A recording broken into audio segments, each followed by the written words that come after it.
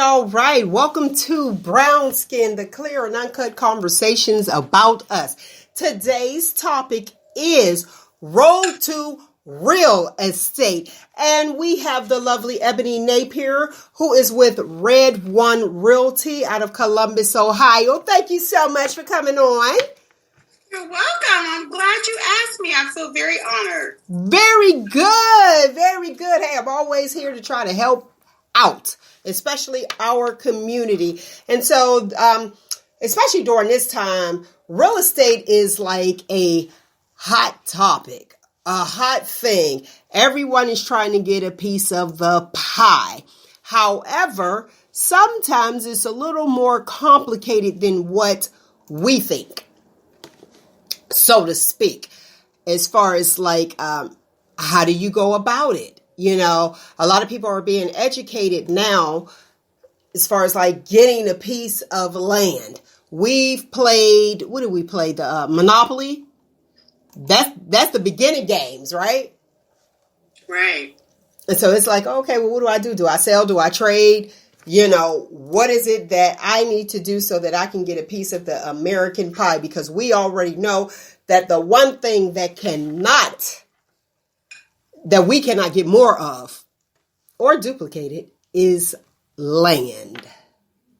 So, the lovely Ebony, and it's Women's Month. I need a female. I need the females to represent for this, and I'm using air quotes for the listening audience, this male industry, because it used to be a male industry. So let's start by telling the listening audience how you got into real estate. Okay, so it began for me when maybe I'll say about 10 years ago.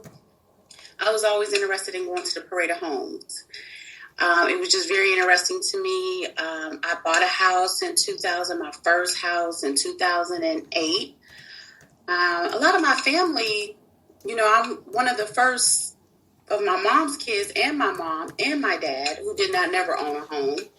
So I was just educating myself. I always enjoyed looking at homes. I always went to different Parade of Homes. I went to community Parade of Homes that just wasn't the Parade of Homes. It was just neighborhoods that had really nice, beautiful houses. They would just let people come in and see, and it would be more of a fundraiser. And so I decided to get in it. When I bought my first home, there were some things that I think I didn't know that I just wasn't educated about. And once I was in it, I said, oh, I'm going to do this different. I'm going to do that different. But at first, I need to educate myself before I buy my second home. So I went to school, and I really learned a lot of what I did wrong the first time I bought my house. The difference between OFA grants or coming up with your own money. I have nothing against the OFA grant. I just think that if you have the cash, you're going to get lower interest rates. But if you do need financial assistance, it's okay to get it, but you're going to pay higher for that interest rate, and you're going to have to be in that house for 7 years. So I don't think everything was explained to me when I bought my first house. I used the OFA grant, went to school, and I said, I'm going to get into this, and I'm going to educate people on the pros and cons of using different loan products. And I just wanted to really help people. And that's basically how I got into it, is just wanting to educate myself and my children. I believe in generational wealth.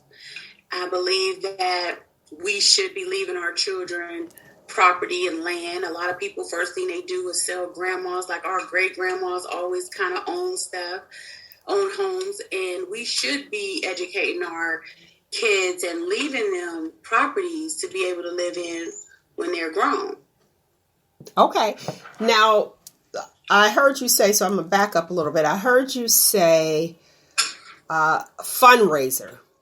What do you mean? They have open houses for fundraisers? Absolutely.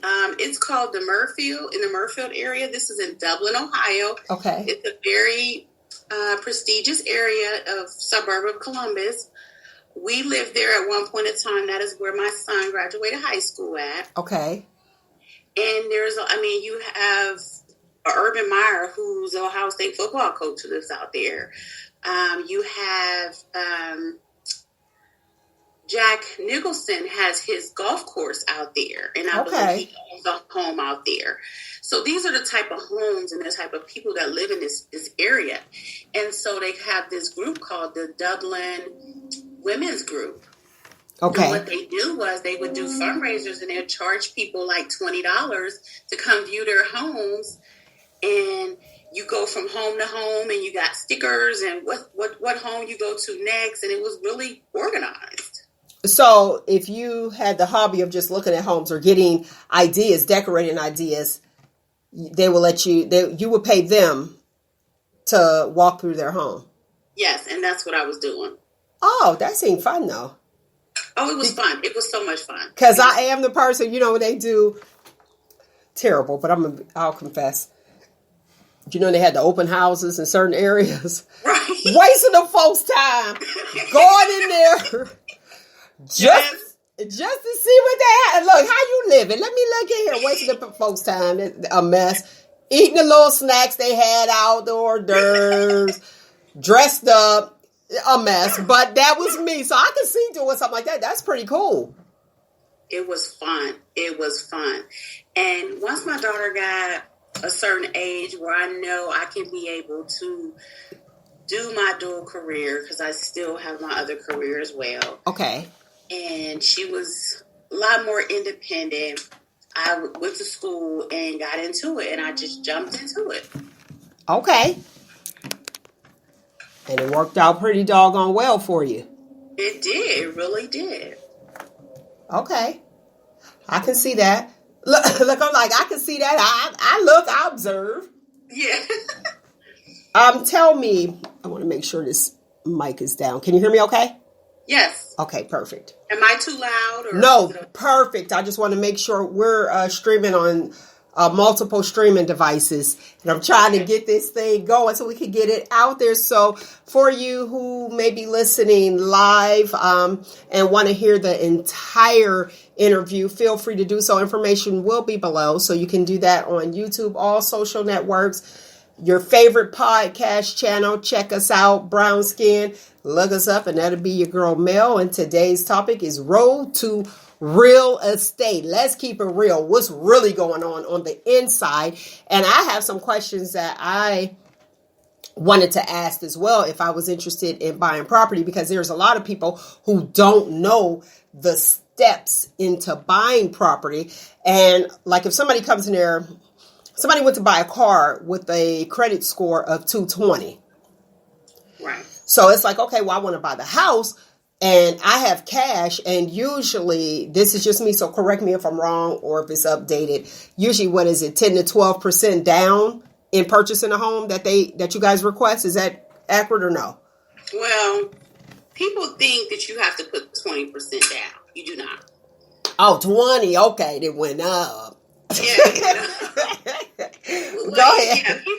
Yeah, okay, so there's a certain thing called private mortgage insurance. Okay. When you don't put down 20%, they charge you private mortgage insurance just in case you go in default. And this can be from $100 to $200 or more, depending on the purchase price of your home.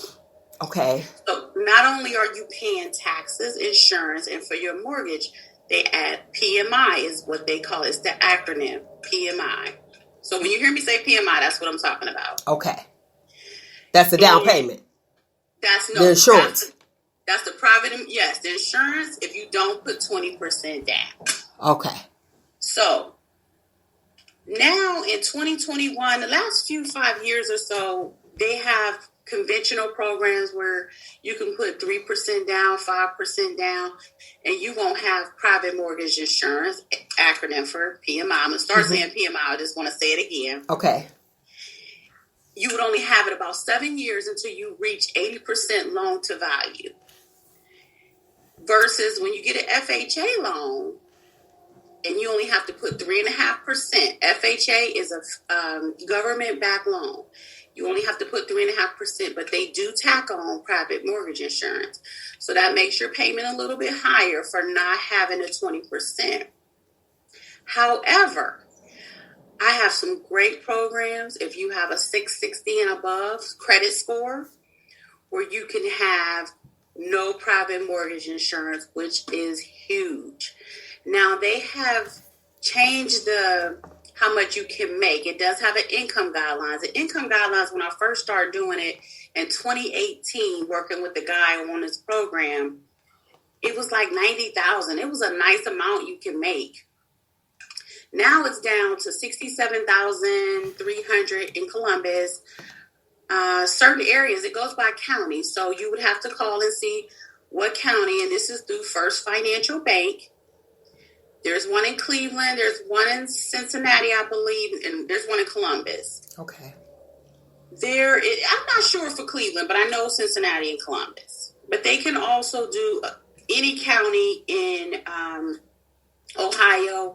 They also do Indiana. They have one in Indiana. So if we have any Indiana listeners, definitely they can get on this program as well. But you have to have a 660 credit score. With OFA, which is a 5% grant, you have to have 650 right now. Okay. And all of these went up because of COVID. They used to be 640. But since COVID came, the restrictions got a little bit tighter. Okay. But wouldn't you think that it should be like lower, because COVID is causing a lot of people issues? No, because they don't want it. It's more like they don't want to. There's a lot of people been laid off because of COVID, right? So that's why the restrictions got tighter, because they don't want to give out loans to people, and if you're going to be laid off, and then they go in default. Got you. Okay.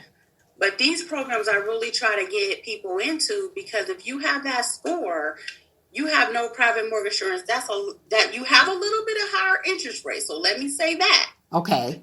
But it's not super high, because they're giving you $7,500 for your down payment. All you're paying is closing costs, which is about $3,000. Okay. Now you talked about, what did you say, OFA or something?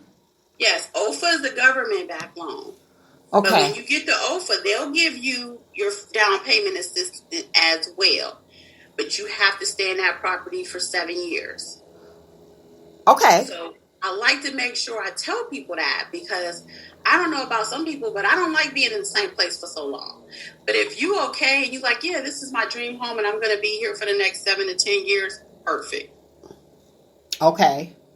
But you still have to have closing cost money. And what closing costs is, it's your taxes, your insurance. And so you have to come up with 3 months escrow for your account so they can pay out your taxes and insurance. Okay, so 3 months escrow, meaning what? That's meaning your taxes and insurance. So they take your taxes, whatever home you choose. Okay. And they divide it by 12, and that monthly payment is in there. So when it's time for your taxes to be renewed, the bank sends your insurance company for your homeowner's insurance and for your taxes for whatever county you live in. They pay that for you, okay, out of with your payment on your loan. Okay. Yeah. Okay. So what is, like, being a real estate agent? Is your fee included in that, or is that something different? Great question, Mel. Okay, so being a real estate agent, we are paid by the seller. Okay. So the seller pays their agent, and they pay the buyer's agent. So no matter if I'm on the listing side, I have some listings, or if I'm on the buyer side, the seller is going to pay both real estate agents. Oh, so both of them. Yes. Okay, Yes. whoever put the house up, and then if we hire you, so both. Okay, so we hire you, so you get paid from our side, and we also pay whoever actually is on the house. Yes, whoever lists the house. Okay. Yes. Yeah, that's okay. Thank you. Real estate. Look, real estate language. Whoever lists the house. Yes. Yeah. Okay, I was wondering about that. Always have wondered about that. Tell me about and help me out help me out with the right terms. You have, what is it? The stratified market. I know it's markets for you guys and markets for us, but the stratified market. Can you explain exactly what that means? What do you mean stratified? I don't know if I am familiar with that term, to be honest. Stratified market. Yeah, check it out, because I'm going to tell you what my thoughts of it is. My thoughts are, to me, when I looked at it, and I heard that term before, going into purchasing a home, and I'm like, stratified, like what does that mean? Wow, that's new to me. But what it means is it's neither a seller's market or a buyer's market. It's in the middle. Okay. That is what it is. But I'll tell you now, we are in a seller's market, and we have been for 4 to 5 years now. It's not getting better. It's getting worse. Okay.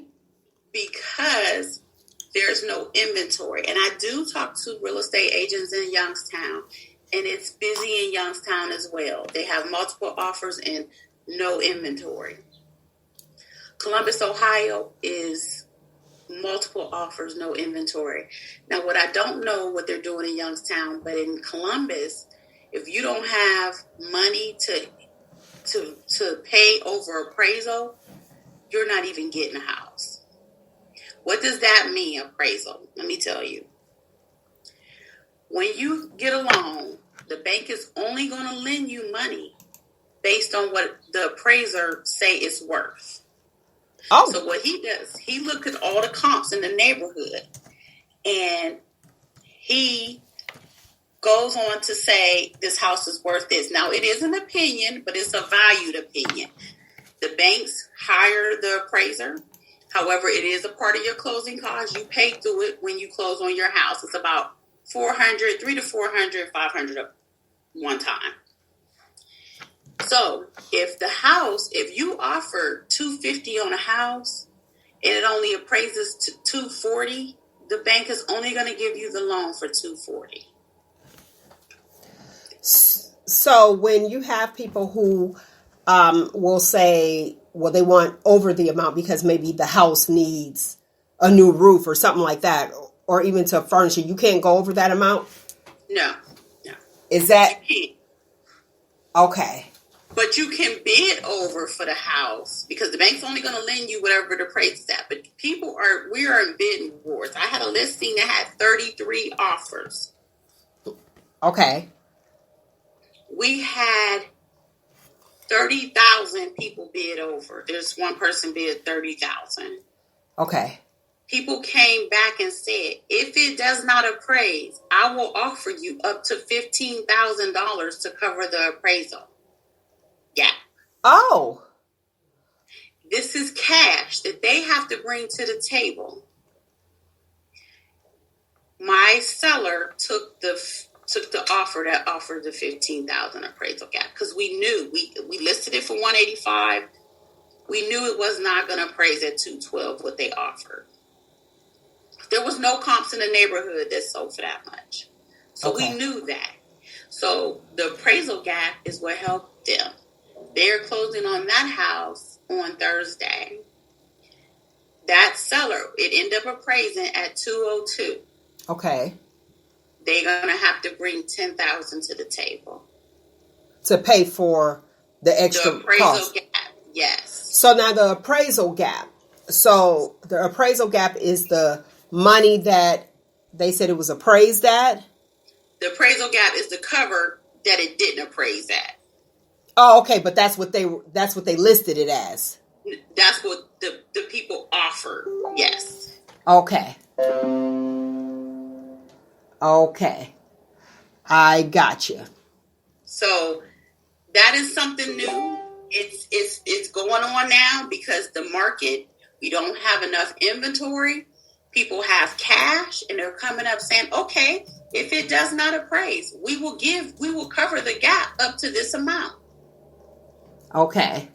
Okay. This is something new. It wasn't like this last year, but now it's the inventory is so low that everybody is bidding over and offering money.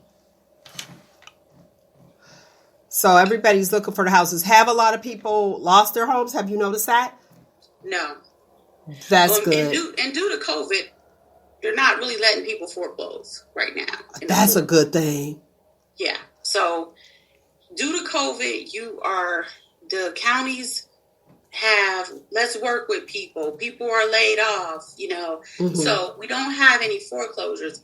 If we did have foreclosures, we would have more inventory, but we hardly have any inventory because there isn't really any foreclosures right now. Okay. Well, that's a good thing. So when you say the inventory, what do you mean by the inventory? You were saying something about like we have a lot of houses in Ohio, but no inventory. So inventory means we don't have enough houses on the market. Okay. Due to COVID. No, due to enough people aren't selling and we got more buyers than sellers. Okay, so everybody ready to get a piece of the American pie. Yes. Okay, now I'm getting it. Yes. So the credit score you said was a 640, 650. Did I say six? Did you say 640, 640, 650, and 660? Well, 660 is to get into the program with the no PMI, no private mortgage insurance. 650 is for the OFA grant. Okay. So if any of the listeners want to know, this is the main thing to do if you're ready to start buying is to get pre-approved. That's the first step you want to do is get pre-approved. If you know what your credit is at, where your credit lands at right now. Okay. Get pre-approved. Once you get pre-approved, your loan officer will tell you how much with your debt to income ratio. That's what they look at on how much they let you borrow. And that's not the banks. That is a federal guideline. Because of the foreclosures that we encountered back in 2008, 2007, there's a lot more rules now. So you have a debt to income ratio that your loan officer look at, and he tell you what you're approved for, and he gives you a pre-approval. Okay. And that's your first step. Then you find you a realtor, or you could even find you a realtor first, and they can tell you about the programs, and you compare with your realtor and then get pre-approved. Once you get pre-approved, you're out there looking for homes. Okay, so get pre-approved first instead of wasting the realtor's time. Exactly. Okay. Look, I'm trying to figure this thing out. Because right. Now, have you had where you are out doing the thing? Like, remember I told you I was wasting those folks' time. I would go to the open houses where right. Somebody will contact you and they're like, okay, this is it. And then they realize that, oh, well, wait a minute. I shouldn't probably be talking to you yet, but they still do. No, because I don't take people out unless they're pre-approved. Oh, okay. So you check ahead of time. Absolutely. Okay. Okay. Yes, my time is very valuable. Uh-huh. So if they're not pre-approved, I'm not showing homes because it's not fair to the seller to leave their home to show with people that's not pre-approved. Okay. So if you're a looky-loo, that's what we call them. Looky-loos. I must be a looky-loo. Like, hey. If you're a looky-loo, the good thing to do is to go to open houses. Okay. And you can even say, hey, I'm not pre-approved, but I want to be eventually. And I just want to see what's out there and what floor plans I may be interested in. You know, Okay. That's a good way to go look at homes as open houses. Realtors don't mind when they have an open house because you are a person they can potentially be working with later. Okay.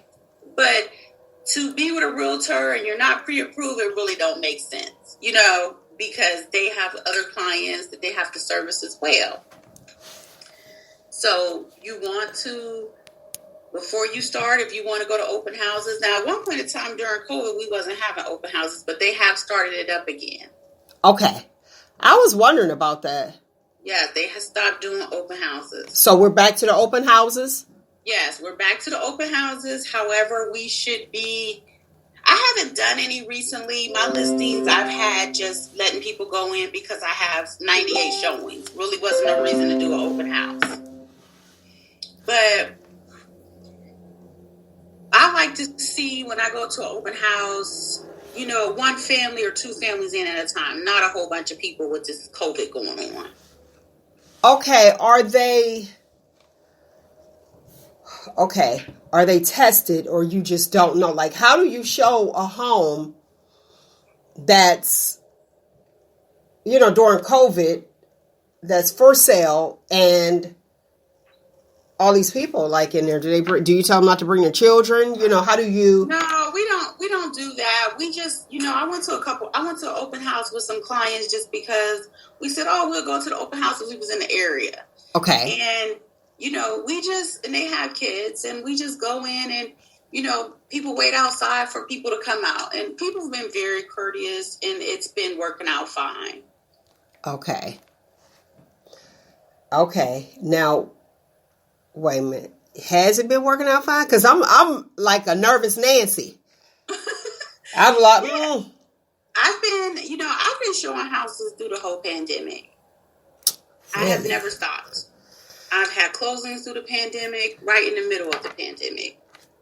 It's all about just being careful, wearing your mask, you know, I use my sanitizer every time I get out, go from house to house. I give it to my clients. When I get home, I scrub down good. I leave my shoes in the garage. In the beginning, it was like we were like stripping down as soon as we get home. You know, now it's, you know, it's been calming down a little bit, but yes, it's pretty safe. Okay. Look, I'm like, okay, I'm a nervous Nancy. I'm like, hold on a minute. We need to make sure that everybody is all right and safe. Yeah. It's been okay. I mean, I've been to a couple of open houses and everyone's doing a good job. They have hand sanitizer out, Clorox wipes. All that good stuff, huh? Yes, all that good stuff. Okay, well, let's introduce our other realtor who is on the line now, Dana Jones. She's from Dior Realty Group out of Chicago, Illinois. So jump right in here. And Dana, I'm so sorry. I totally forgot you guys are behind an hour. Right. I'm like, it's 3:23. Oh, no. But, yes, I'm actually out now putting out fires, making sure that people stay in their deals because, as you know, as a realtor, the other person that we have, a lot of times we have to educate our buyers because half the time they're trying to jump out of a deal simply because they are just, what Mel said, scared. And they're nervous about everything. So I was putting out fires and doing my duties as this was happening. So how can I help? What kind of information can I give to listeners? Well, you know what? Here's how you can help. Both of you guys could jump in here. The person that is afraid, back again, that person that is afraid, and then they decide they're going to change their mind in the middle of the deal. How does that work? A lot of education, teaching them about why. A lot of times, like in my situation right now, for instance, she's a first-time home buyer. Her sister's in the business, but they chose me. Oftentimes, they're trying to do your job versus dealing with their own kind of control issues. You hired me because you trust me. I would never do anything to, in any form, mess up this deal and make it about me because I live off referrals. And if I work really hard for you, then I'm going to get more referrals from you. But you got to realize that we are the professionals here. So just because You look at that inspection report, we may look at it completely different. You may say, oh my God, this is wrong. I see 20 dings on here. That's nothing to the seller who may go ahead and put $2,000 worth of work in the little hole that's in the siding or the little issue in the roof because 3 shingles are off. You have to trust us. If you don't, you're going to have a problem with us. It's just going to be a bad deal. And sometimes you have to have people who fall on their face a few times, which I had another situation like that just today.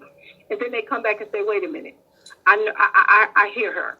And then they look at your track record. I do this every day, all day. This is my 24/7 job. I have went to school for this. I live and breathe this. I guarantee you that if you just follow my lead, I got you. So it's a lot of education. We're not just realtors. We are counselors. We are educators. We are motivational speakers. And believe it or not, we have more women buying than a little bit. So we do a lot of, like I say, just pumping them up to believe in themselves because a lot of women are buying, and oftentimes they have to buy smaller, and they have to buy in like worse neighborhoods because they don't have a partner. So we become women advocates as well. So I'm sure the other realtors can understand and have that experience as well. Okay, Ebony, have you ever experienced somebody backing out or nervous, apprehensive about going forward? I have. I've always educated my buyers before we even get started about, as soon as we do a contract, I educate them about, we don't back out for cosmetic, paint, right? Door knockers missing off of closets. We back out for major stuff like right, roof needs to be replaced. Right. Things like that. If you don't have that secure nest to do it. But I haven't had it a lot. I've had a couple people, I'm going to be honest, that I asked them to back out. There was one that this client really wanted, and, I felt like the foundation wasn't good. And I'm not an inspector, but I'm in a lot of houses. It just didn't look right. And as your advocate, I want you to be able to be secure in your house and not have major problems. And I've been thanked for that, saying, hey, let's look for something else. I just think this is going to be a headache for you. Right. And this is this. I always tell people, yes, I'm paid to do this, but I do this because it's my passion. I don't just do it for a paycheck. Right. I would never want somebody to get into a home and it's just a disaster. And they did do an inspection, and when the inspection came back, he was saying they still was thinking about buying. They were buying it cash. It wasn't a loan. And I just was like, you're going to put a lot more money into this. And we end up backing out, and they end up finding a really nice, it was a rental for them. They ended up finding something really nice for their rental and didn't have all the issues that they were going to have with this property.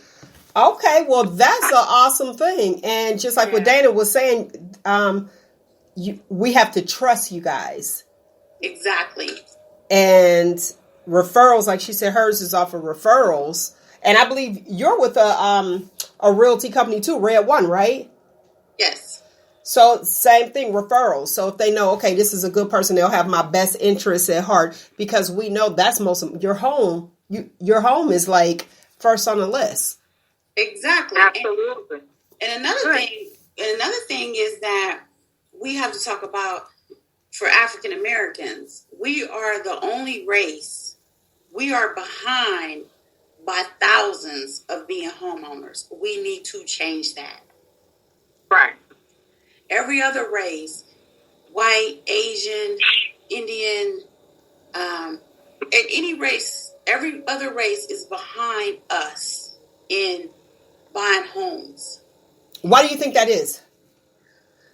Well, there's a lot of reasons. There's a lot of reasons because, in the past, there was redlining, which means, we wasn't getting the same interest rates as our white counterparts.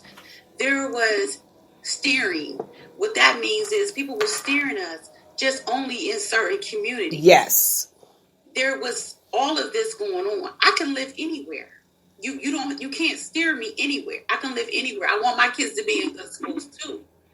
And saying that, I'll have to send it to you. There's a video about a little black boy and a little white boy. They didn't live far from each other, but they went to two different schools. Little black boys didn't have books at their school. They didn't have that.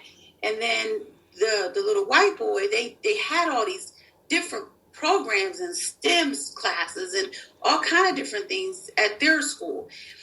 We in the Black community, we have to embrace our communities. I don't think we need to move in the suburbs if we don't want to. However, we have to take care of our properties and pay our taxes wherever we live at to help our schools. We should always pass school levies when we got kids in schools. Right, exactly. But there's so many deep issues. I mean, I can have an hour on that in general. Well, can you go into it? Okay. You have women who, like I said, are afraid to buy. They're waiting to get married. You have just the cycle of poverty in general. Afraid to buy property in general is a right. I mean, I'm on my website. You check. I mean, not website. On my page, I focus on wealth minded. People don't understand about money and how it works, and they come from these areas and end up being taught to even hate the areas that they live in. So a lot of people will wait and move in areas just because they're just afraid to live in their own areas. And you're like, what's going on? I got people who live up north who don't even come to the south side. And Chicago is very, very segregated. I don't know about other areas and other cities. We're segregated here in the sense that the south side has so many things. We are diverse in terms of different areas where we're moving out. But if you live on the north side, you barely come to the south side. If you're a west sider, you don't move like further south most of the time. You move to the west suburbs. If you're south side, you move to the south suburbs. We don't like our own neighborhoods. And so oftentimes, we can't afford it, we decide not to buy as well. But we also just have the fact that people are afraid. They don't know about building wealth at all. They don't know that they're capable of it. Like I said, you have single women who just don't want to buy till they get a husband. And that's like, wait a minute, I still have to build my wealth. You can do this on your own. Exactly. I agree with that. I'm a single woman, and I'm a single woman. I've bought 2 homes. I live in a $300,000 home. And this is the thing. I do not. What she said, you have to know about wealth. You have to know what to spend your money on. It doesn't matter how much money I got. I live my life on a budget, period. Yeah. Because I have a home to take care of. If something happens at this home, I have to be the one to fix it. I don't have a landlord. I own it. Yep. So we have to, I don't have anybody I can say, hey, can you help me get my sump pump fixed? Can you help me do this? Can you help me do that? No, I have to do it myself. And that I have to manage my money. And we're not scared of that. And we're not scared of it.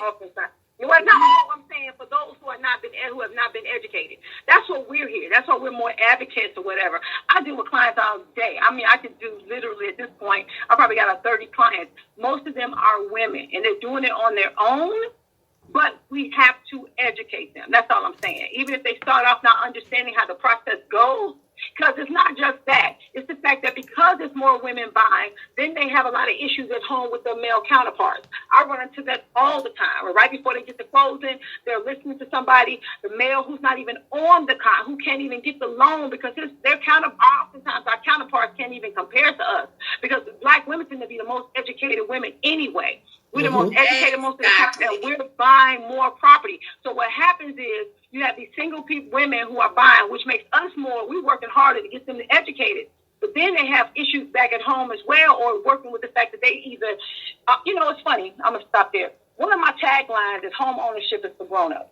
And the reason I began to teach about that in some of my seminars was because home ownership is going to teach you something that you never knew about yourself. And there's so many underlying things that happen when you become a homeowner, right? So now, if I'm a single woman and I'm buying and my counterpart can't buy, you get in there and you look up we moving towards foreclosure because we're arguing over who's going to do dishes. We're arguing over we can't figure out who's going to do chores. He don't have his name on the deed, so now he doesn't want to do certain things, or he's sabotaging things that you're doing. Y'all get a divorce. Now you're in foreclosure. We have a lot of foreclosure just because people don't know how to get along. To run a household is a business. You understand? You both have to come together and do that. And if I'm the only, and if you got more women buying, then you got issues with men who have a problem with the men, with the women buying the property.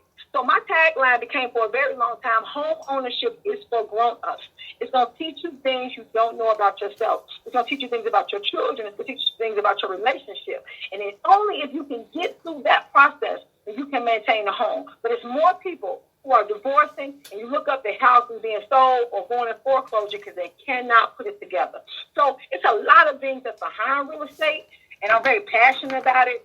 So it's I can go into several directions with it, you know what I mean? But I'm hoping I'm educating a little bit about what's going on behind. But those are some of the issues that you talk about that's going on in our community. Okay, and that is Dana from Dior Realty Group in Chicago, Illinois. If you want in on this conversation, feel free to do so. 515-602-9667. Again, the phone number is 515-602-9667. You can't get through that line, feel free to dial 614-524-5328. Go ahead, Ebony. And what I want to also throw in there for the listeners is that don't be afraid to buy a home because things might break. There's a thing called a home warranty that you can buy at escrow. And what escrow means is when you close, it's about $600 and it covers up a lot of the major things. I had my HVAC system, which is my air conditioner. It went out. It was only 4 years old, and it just a little part went out, and the air wasn't working really good. And then I called them out. I paid a $75 fee. They came and replaced it. It's a little part. It was about $300 to $400, but I only paid $75, and I renew that every year. How much is that, though, a year? It's about $600. $600 annually. Okay. Yes. So don't be afraid to buy a house because, what if something happened? Get you some handymans. If you're not married, there's different things. And even if you are married, your guy may not know how to do any of these things, So and this is something I stress to my clients. If you can pay rent, you can pay a mortgage. Oh, absolutely. Absolutely. If you can pay rent, you can pay a mortgage, but you're going to make money. Building wealth buying a house is building wealth. I have a client now who bought a house 6 months ago, and they decided to sell for whatever reason. In 6 months' time, they're making money off of that house. Okay? Equity. Or rentals. So they're getting ready to close on their sale, and they are making more money than they put down on it. Okay, so that was wait a minute. So that was your client. You sold them a home, and now they flipped it and came back to you to sell that home. Yes. Oh, that's okay. Dedication. They just bought it. They just bought it last year, and then they're getting ready to sell it, and they're getting ready to close, and they're making more money than they put in it. In 6 months. How are they making it? Through equity or rental? Are you making it because they're selling and making more money, making money from the equity? They're making more. In 6 months, it's worth more than it was 6 months ago when they... That's okay. So that's it. So do you understand there's 3 places so in our Chicago, we can put that home warranty in your contract. So before you even get to escrow, which is at the end of the contract, or you got escrow at the beginning, but if you do it at the closing too, we can do it as part of the contract. We can say, hey, we want a home warranty on this house, and then the buyer can continue that. Now, when you buy a house, I don't know if she told you, there's 3 places that you could the contract can fail, whether or not it's financing, inspection, or appraisal. That's 3 different areas. That's like a 30-day process for some. Sometimes it's taking a little bit longer with COVID. So there's all these different checkpoints that will make a difference as to whether or not you get your house to closing. And in between that, you can have home warranties and other little things that's made in your favor. Because sometimes the lawyers go back and forth and put stuff in there to make sure that if the inspection comes back and there's issues, you can make sure that inspection repairs are done. And maybe you're giving back credits, or maybe you're giving back money to make sure that house is okay. So there's no real reason, honestly, for you to be afraid. You have all these checkpoints as well. I want to add that. Okay, I want to add on to the part that both you ladies said regarding females buying homes. And I like, what was your slogan? In order to buy a house, you have to become an adult. Right. Home ownership is for grown-ups. That's right. Okay, that's okay. Home ownership is for grown-ups. Yes, I like that. Yeah, I like that. Welcome to the real world, Right. I see where you do have that issue, Dana. So you're absolutely right. Where if you have a home and you don't know, and I'll say this as a professional female, and having a home, it's like, okay, what is this person? You coming to eat off of my plate? Or you'll hear often, a guy coming to you talking about something. What are you bringing to the table? Well, I was already eating before you came. Exactly. So, and we're coming to that more than you know. I mean, it is so bad. It is so bad that, like I said, when I'm dealing with people, or I run into the opposite, where there's a man, because I'm a woman, he doesn't want to respect the fact about what I know. So he's not on the loan, and so here I come, and I'm instructing his wife. He's feeling insecure because he is not able to buy the loan, so he's doing everything he can to put his foot in, and he's messing it up. Oh no, I need to use my instructor. Why is your realtor telling me that? I've literally had clients literally call me to show me how their men are in the background, like just taunting them. Why are you listening to that realtor? Blah, blah, blah. So many things. I don't mean to go this all off, but I'm telling you, I can go into real estate It's so many directions that it takes for us to get to a place where we can buy a property and keep it. Okay. Well, you actually you actually segue into my next part. Do you feel, since I already said before that you ladies are in a industry that was all male dominant, do you feel like you have those issues, or even now, like let's go 2019, and we know 2020 we'll skip that, but 2021. Right, let's get 2020. Do you feel like the odds are against you by you being a female realtor? Absolutely not. Okay. No, I don't feel like that at all. But I do feel like we have to educate. Like we have to make sure that all realtors at this point, we are wealth enthusiasts. We are wealth educators, because we have taken on that role. And as a result, we also become counselors. There are people who just don't know. Right? And they panic. And there's people who just don't understand, and they need you have to stop sometime too, because I'm not your lender. I don't always want to explain the lender's job. I want everybody to do their job. I'm going to tell you a little bit about it, but I'm also going to direct you back to your lender. Or we're going to do a three-way, so we can understand why the rates are this, why, or whatever they should be. Your inspector, you have a team. One thing as a realtor, I'll say this too. We're the first person. We get that contract, but we have to hand it off to so many people. So even though because we're the first contact, no matter what, if the lawyer's not good, your team has to be good. If the lawyer's not good, if the lender is slacking, all those things mess up your deal. And in the end, it's always the realtor who gets the hit. So you got to watch that thing. You're more than just a realtor. You are a manager of systems. Okay? At any given point, you could be managing 30 people. Right now, I have 10 contracts, right? I tend to stick with the same type of lawyer, but if somebody else come, I probably got about 5-6 lawyers I'm working with. I got 10 clients that they're already under contract. That ain't the 20 that I'm working with. Then I got another, set of lawyers or inspectors, contractors. It's a whole thing. So, and a lot of times you have to receive. We do a lot to be more than just a realtor. We definitely, it's not just male, it's not male dominated, but it definitely is work. And people think it's glamorous, but it's work. It looks glamorous. Go ahead, Ebony. You want to weigh in? Yeah, let me weigh in back to the men. Okay. I I have a few single men that I've worked with as far as clients, and they were wonderful. And like I said, they really value my opinion. They really looked at me for advice. And so I had it on both. I have single men, I have single women, I have married couples. I have a lot. Now, in Ohio is a little different. Ohio has this thing called dower rights. And what that means is you cannot buy a house or sell a house, whether your husband is on the loan or not, without him signing.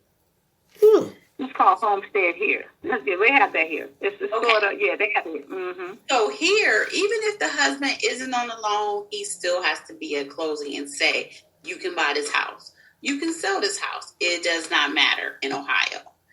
We have that. So, we do have people who are married who both don't go on a loan.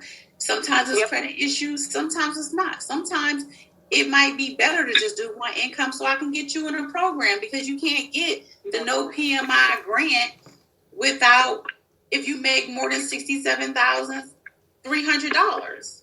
Oh. So if you got two people and they both making $50,000, then that's $100,000. So they're not going to qualify. So we might only get one person pre-approved. Okay, so you look at the best interest of your client. I look at the best interest. I have a favorite lender, but I don't send everybody to her because I send them to if they fit what guidelines they fit. As far as inspectors, I give them some names, and this is Ohio rule. I don't know if we have to give them, some names, and then they pick it. It's best to let them pick it. Yeah. It's best to let them pick it, just because we don't use lawyers in Ohio. The real estate agent does it all. Oh my gosh, no, we use it here. No, we don't use lawyers in Ohio. But it's just. So sometimes both the husband or the wife may not be on the loan. It may not be a credit issue. It just may be the best thing for the situation. Yeah, they switch out sometimes. Sometimes the husband would do it because they'll do the first time home buyer, and then next time the wife would do the actual to buy a building or something. So they switch out. Exactly. And it keeps, sometimes we do it to not hurt both of their debt to income ratio as well.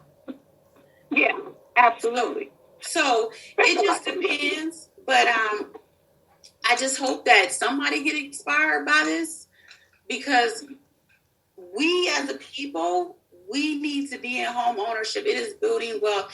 I just refinanced my own house. They was like, "Oh, do you want $50,000 to take out because you got this equity?"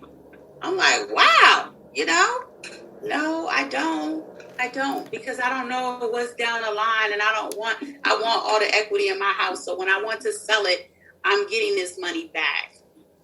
Okay, I have a question for you, ladies. What's earnest money? Earnest money, that is a perfect question. So earnest money is you get in contract. When you write a contract. Okay. When you write a contract, you say, "I'm going to give you $500 earnest money." And the earnest money goes to my broker as the buyer's agent. Okay. And it goes in his trust account. And you get it back at closing, or you can take it off for your closing costs and bring less to the table. Oh. But it makes the seller know that you really want the house. So you put up earnest money. So you can't just say you don't want the house because I don't like the way the walls is painted. But you can still get it back after inspection if you find out, it needs a new roof. The foundation is cracking. You can still get your earnest money back. Okay. And this question is for you, Dana. Are you ready? Mm-hmm. Yeah, go ahead. Are final walkthroughs recommended? Absolutely. Yes. That's because something can happen between the time that the house is appraised or the time you put it under contract up until the time that it actually closed. So let's say it's under contract and you look up and there was a big storm and something came and messed up your roof or messed up your furnace, whatever it is. You want to make sure, at least in Chicago, you could do it 24 hours or even hours before. Within 24 hours of closing, you want to do a walkthrough just to make sure that house is what it was supposed to be at contract. Okay, the reason... Go ahead, Ebony, and then I'll tell you a situation. Let me throw this in real quick. Did a walkthrough with a client. Did a walkthrough. The house was not in the same condition it was when we first saw it. So what happened? The wife took all the stuff off the walls, patched them all up. It was white patches everywhere. Okay. So all the paint, all the walls was messed up. You know what I said? I need $2,000 for my client to be able to get the house painted. Because I messed the walls up. Okay. Now tell me that this is what I learned. Fenced in the backyard. I'm going to tell you the scenario. Fenced in the backyard. Everything looked lovely. Hot water tank was new. The old one was over in the corner. However, the old hot water tank was replaced during the walkthrough all was well. But when it was time to sell, took the fenced in backyard. They took the fence and it looked new. And the hot water tank was replaced with the old hot water tank that was over on the side. No, that's not right. That's not right. They're not allowed to take stuff that's attached to the house. So even the fence in the backyard? You cannot take the fence. Because it That's was... called a fixture. It's a fixture. Yeah. Yes, it is. Okay. Interesting. See, I didn't know that about the fence. I'm like, oh, well, the fence is like extra. Y'all say fixture. It's a fixture. Once it's in there, and it's in the it should have been in the contract when it's sold. Fence is in there, hot water tank. You have to, all that stuff has to stay. All of it has to stay. Okay. And you know what else has to stay? I don't know about in Chicago, but in Ohio, say you got all these TVs mounted on the walls, right? You could take your TV. You can take your TV, but you can't take the mount. No. Wait a minute. What? Wait a minute. What? Yes. So wait. So you have a flat screen. Yes. And it's on they walk through. And you have to, the flat screen is part of the house? The TV you can take, you cannot take the mount. The mount. Yes. Oh, for real? Look. Oh, for real? Oops. Yeah, because that's once again a fixture. It's fixated to the actual. Fixated to the wall. Yeah. What? And if you pull it out, it's gonna be holes in the wall. Then the wall don't look the same from when they got it. So that's why. Yes, I just had to tell the client, make sure you get your TVs. Don't take your mounts. Okay, so if they bought the house, you sold the house, and I know we over the time, but thank God it's my channel. Look. So if they came and they looked at the house with the fixture gone, all is well, right? All is well. If it's not there when they made it on for on, yes. Okay. Yeah. Look, I'm like, what? I need that fixture. I took it. I know. There's a lot to it. And I know I came in the end, but it's definitely a lot to real estate. You can go in so many directions.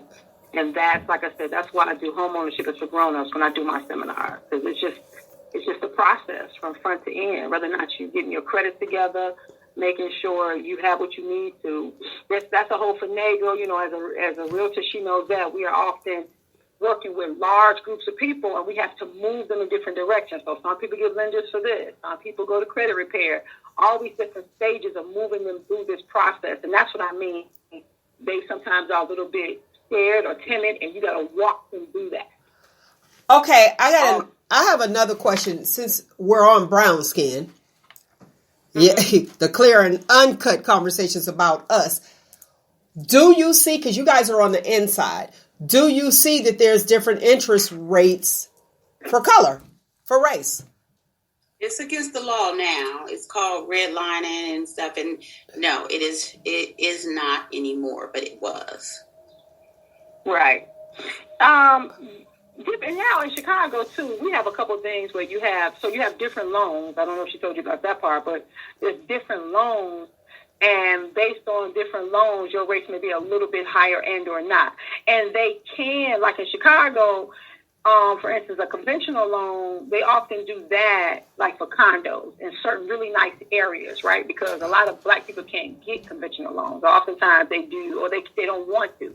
They do kind of an FHA loan where you may get a 3.5%, a rate, versus a conventional loan is a little bit more, sometimes 5%, and sometimes you get lenders who give you better. You have situations where you may get a condo complex where they will not take an FHA. They can vote it out where they're not going to take an FHA client because they only want conventional. In this market in Chicago, I don't know about Ohio, it's a severe seller's market. So one house can have 17, 18 people looking at that house easily. And oftentimes, that's also how they marginalize. Not necessarily by color all the time, but by loan and what you have going on. So if I don't want to buy this house, if I don't want an FHA because FHA has more restrictions, I'll only choose a conventional loan. And then maybe I may go with a VA for whatever reason because that has different restrictions. So that's how we get, ourselves in little pickles in terms of financing. Okay, now I have to interject here. Okay, in Chicago, it's a seller's market. Yes. In Ohio, it's a buyer's market.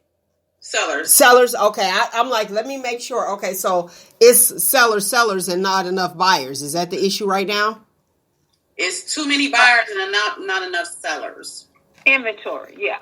Okay. Too many buyers. Yeah, Ebony talked about the inventory. Yes. Let me jump in here real quick and say, a lot of condos, I don't know about Chicago, but in Ohio, they have to be FHA approved. So they can be. Well, in Ohio, they have to be FHA approved for you to have an FHA loan. So in Ohio, I have a guideline that is off the HUD site. This is a government site. Okay. And before I show a FHA buyer a condo, I check this site to see if the condo community is approved. If I have a seller, this is how I protect my seller. I just actually have a condo that's probably going to close here within the next hour or so.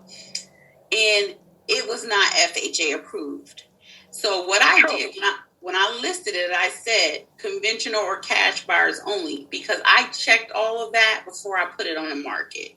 Okay. Because what I don't want to happen is my seller take a FHA buyer, and then when we go to close, it doesn't close. So you don't want to waste their time. Yeah. Time management is everything to me. Well, Chicago, it works like this. So you can do, if a condo is less than three units, they normally take conventional. However, you can we do have a website, or we have just a list to show you if that building has converted to a FHA FHA approved building. You can do that. Half the time they know, because you talk to the management company or whatever, so you do have that information and you will discuss that. However, if you have one person selling and it's not FHA loan converted, they can absolutely go through this process where they get the whole building converted so that it protects all of them. I've done that before. Then you have conventional, where if you are over a 5 unit, I think that goes 4 and under with that one. But if you're over 5 units, we can get spot approval. So even if it's not a FHA loan building, you can get that particular condo spot approved. That's how it works here.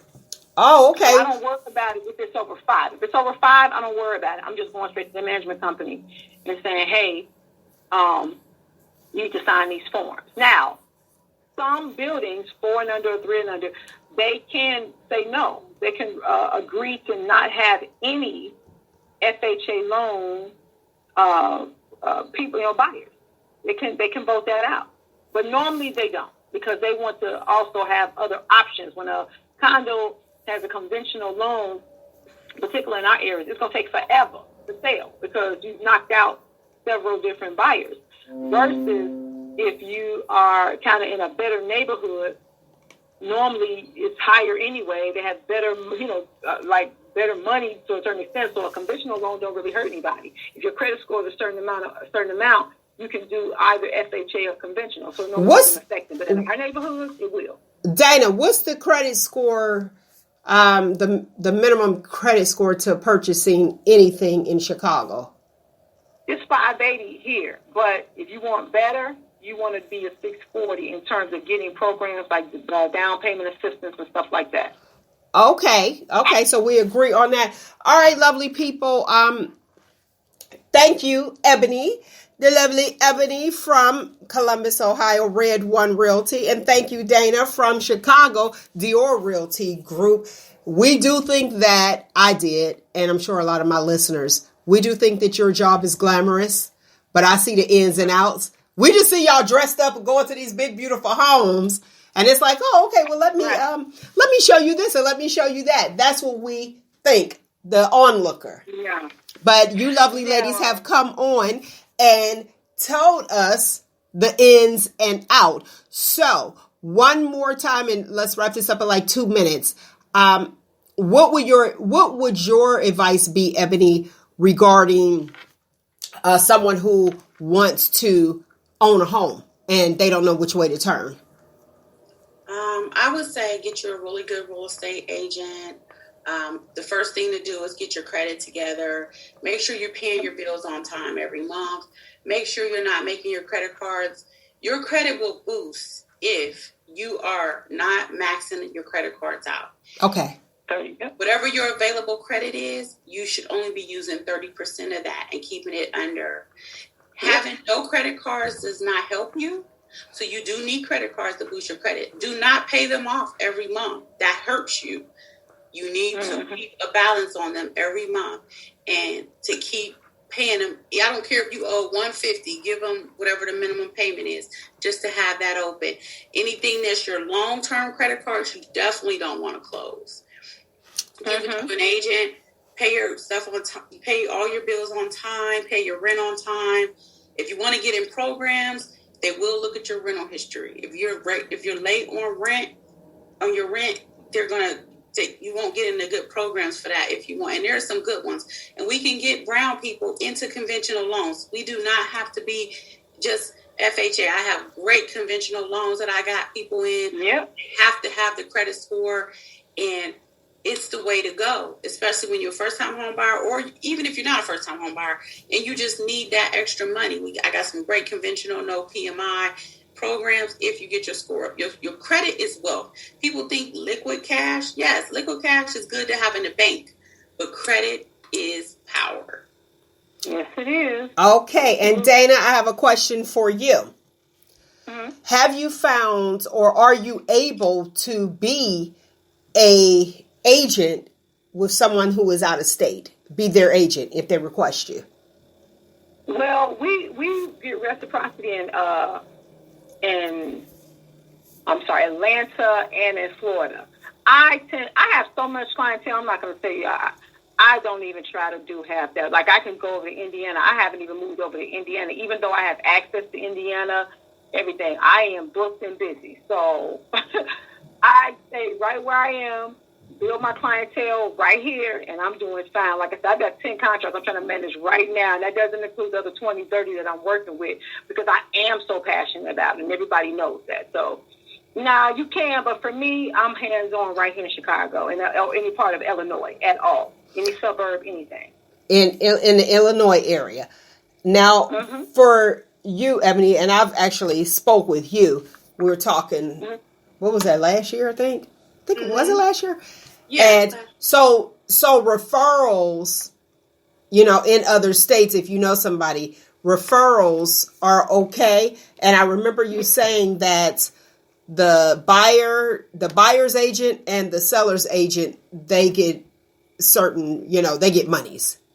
So we get paid by the sellers. Okay. So if you're in Ohio, in Columbus, Ohio, and someone in Cincinnati, somebody, they're like, oh, okay, well, I'm going to call Eb. I know Eb, and she's a great realtor, so I'm going to call her. How does that work? Do you refer them to someone over?